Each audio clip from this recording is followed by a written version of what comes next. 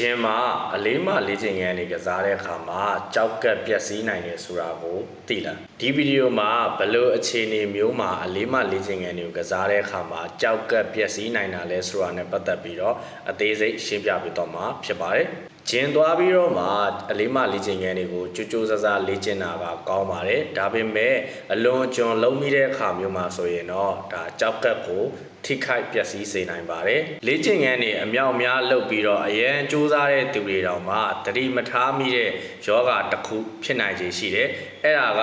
ကြွက်သားများပြိုကွဲပျက်စီးခြင်းလို့ခေါ်တယ်ဂျင်သွားတဲ့အခါမှာလူတိုင်းအလေးမှလေ့ကျင့်ခန်းတွေကိုကစားကြတယ်အလေးမှလေ့ကျင့်ခန်းတွေကိုကစားတဲ့အခါမျိုးမှာလည်း progressive overload လို့ခေါ်တဲ့ window လေ့ကျင့်ခန်းတွေကိုဒါနေ့စဉ်ကစားကြတယ်ဒါပေမဲ့တချို့တလေက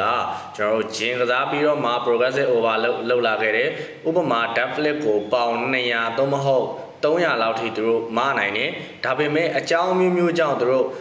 နားလိုက်တယ်နားလိုက်ပြီးတော့မှ2လ3လနားပြီးတဲ့အချိန်မှာပြန်ပြီးတော့စတဲ့အခါမျိုးမှာအရင်ကလိုဖြည်းဖြည်းချင်းမစပဲနဲ့ချက်ချင်းလက်ငင်းပေါင်200 300ကိုချက်ချင်းတင်ပြီးတော့ကစားလိုက်တဲ့အခြေအနေမျိုးမှာ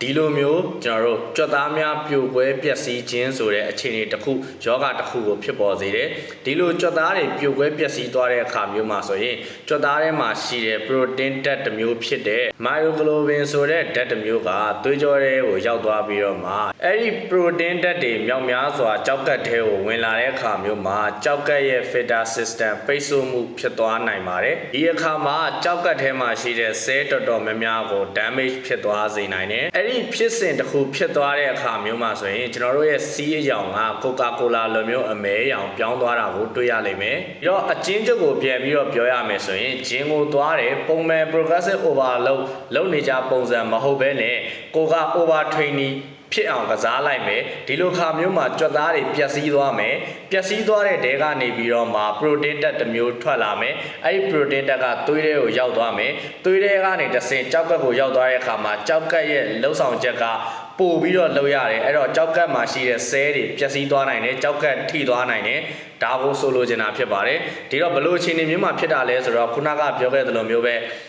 ပုံမှန်လုံးနေကြလူတွေတော့ပြဿနာမရှိဘူးနားပြီးတော့မှပြန်စတဲ့အခါမျိုးမှာဖြည်းဖြည်းချင်းစပါအဲ့လိုမဟုတ်ဘဲနဲ့အရင်တုန်းကတိုးခဲ့တဲ့အလေးတွေကိုဒီနေ့ချက်ချင်းပြန်စမယ်ဆိုရင်ဒီလိုပြဿနာမျိုးဖြစ်လာနိုင်ပါတယ်ကျေးဇူးများတင်ပါတယ်